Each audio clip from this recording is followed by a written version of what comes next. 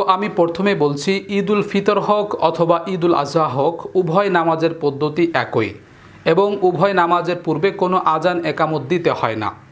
এবং সেই সাথে আরও বলছি, ঈদুল ফিতর কিংবা ঈদুল আজহা উভয় নামাজ অতিরিক্ত 6 তাকবীরের সাথেও পড়া যায় এবং অতিরিক্ত 11 কিংবা 12 তাকবীরের সাথেও পড়া যায়।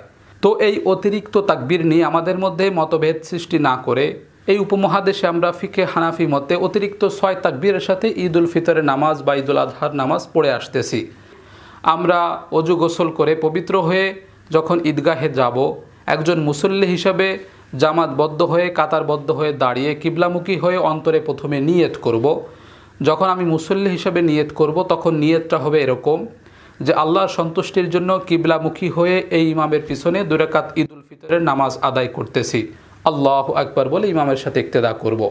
এবং যখন আমি ইমামের মুসল্লায় দাঁড়াবো, অর্থাৎ ইমাম হিসেবে ঈদের নামাজ পড়াবো, তখন নিয়ত করতে হবে এভাবে যে আমি কিবলামুখী হয়ে আল্লাহর সন্তুষ্টির জন্য 2 রাকাত ঈদুল ফিতরের সালাত আদায় করানোর জন্য ইমাম হিসেবে নিযুক্ত হয়েছি বা ইমাম হিসেবে দাঁড়িয়েছি। এভাবে নিয়তটা করার পরে তাকবীরে তাহরিমা আল্লাহু আকবার দিয়ে হাতটা বেঁধে ফেলবো।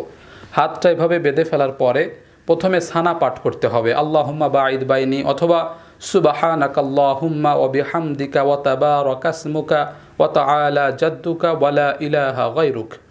সানা পাঠ করার পরে আমরা অতিরিক্ত 3টা তাকবীর দেব। প্রথম তাকবীরে আল্লাহু আকবার বলে হাত উঠিয়ে ছেড়ে দিব, দ্বিতীয় তাকবীরে আল্লাহু আকবার বলে হাত ছেড়ে দিব এবং তৃতীয় তাকবীরে আল্লাহু আকবার বলে হাত বেঁধে ফেলব। এইভাবে তৃতীয় তাকবীরে হাত বেঁধে ফেলার পরে আমরা আউযু বিল্লাহি মিনাশ শাইতানির রাজিম বিসমিল্লাহির রহমানির রহিম, এরপরে আলহামদুলিল্লাহি রাব্বিল আলামিন ওয়ালাদ-দাল্লিন পর্যন্ত সূরা ফাতিহা শেষ করব। তারপরে আরেকটা সূরা মিলাবো, যে কোনো একটা সূরা আমরা পাঠ করতে পারি।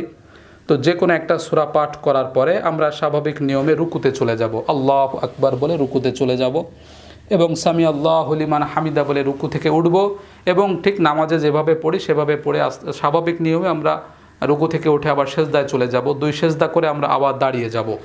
এভাবে দাঁড়িয়ে যাওয়ার পরে হাত বেঁধে আমরা বিসমিল্লাহ পড়ে সূরা ফাতিহা আবার পড়ব এবং বিসমিল্লাহ পড়ে অন্য যে কোনো একটা সূরা মিলাবো।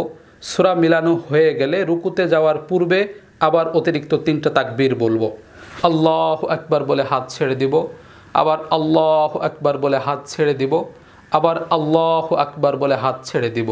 এই হলো দ্বিতীয় রাকাতে অতিরিক্ত 3 তাকবীর এবং চতুর্থ তাকবীর আল্লাহু আকবার বলে রুকুতে চলে যাব। এইভাবে রুকুতে চলে যাওয়ার পরে রুকুর তাসবিহ পাঠ করে রুকু থেকে উঠে এরপরে আবার 2 সেজদা করে আখেরি বৈঠকে বসে যাব।